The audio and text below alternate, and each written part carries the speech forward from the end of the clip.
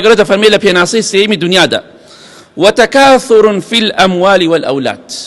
أم جياني دنيايا بريتيا لوي كإنسان مالو منالو ثروتو ساماني زيادكا هر کەسێک لە ئێمە کەسابەت دەکەین خۆمان ماندوو ئەکەین هەمومان میرات کۆکەینەوە. ئەمڕۆ ماڵت هەیە ماڵەکەی فڵان کەس ئەو دەقەی کە مردی ماڵەکەت دەبێتە میرات، هەمومان میرات کۆکەینەوە. بۆیە ئەوەندە خەمی بووک و زاواتە خەمی خۆت بێ باشترە. هەمومان ماڵ و سەرۆت و سامانەکەمان دەبێتە میرات، یەک بە یەکمان میرات کۆکەینەوە. ئەوە ماڵەکەی ئێمە، پێناسەی ماڵەکەمان ئەمڕۆ ماڵ بەیانی میرات، کەواتە ئاگاداری خۆت بە.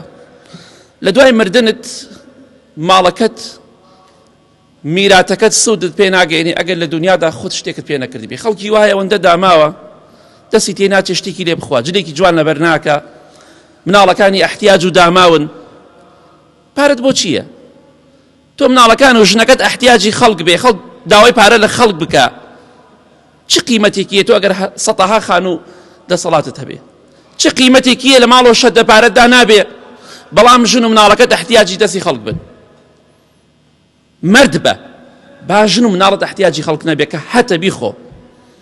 خوای گەورە پێی خۆشە، پێغەمبەری خوا دەفەرمێ صلی الله عليه وسلم نیعمەتێکی بە عەبدێک بەخشی خوای پێی خۆشە ئاسەوار و شوێنەواری ئەو نیعمەتە بە تۆ ببینێ، دەوڵەمەندی وەکو دەوڵەمەند بژی بەڵام لوتت بەرز نەبێ، ماڵ و مناڵە با تێر بێ و یارمەتی خەڵکی فەقیر و هەژاریش بدە.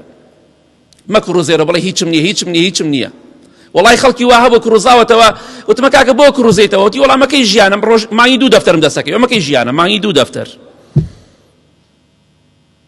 بتخوا ژیانە. منیش وتم وەرە بۆ مزگەوت جومعە بانگەوازێکت بۆکەم. تخوا ئەو شەرمەزاری نییە 2 دەفتەر مانگی واریداتی مانگانت بێ بڵێ وەکەی ژیان و حاڵە منیتیام. والله ماڵەکە تووری قوڕاوی نایەنێت.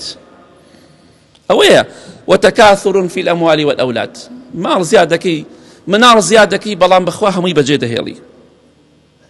پێغەمبەری خوا دەفەرمێ صلی الله عليه وسلم ئەم دنیایە هەموو دنیا نەک ئەوەی کە تۆ هەتە.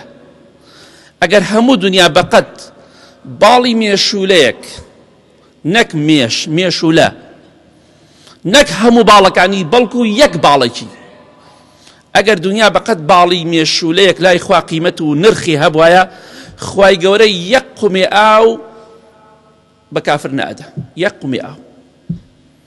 کەواتە بەقەت باڵی مێشولەیەک ئەم دنیای لای خوا قیمەتی نییە.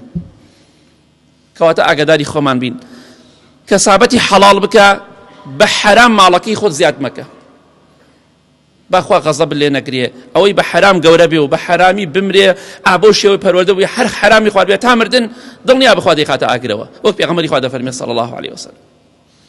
بە ئەم ژیانی دنیای گومڕامان نەکات.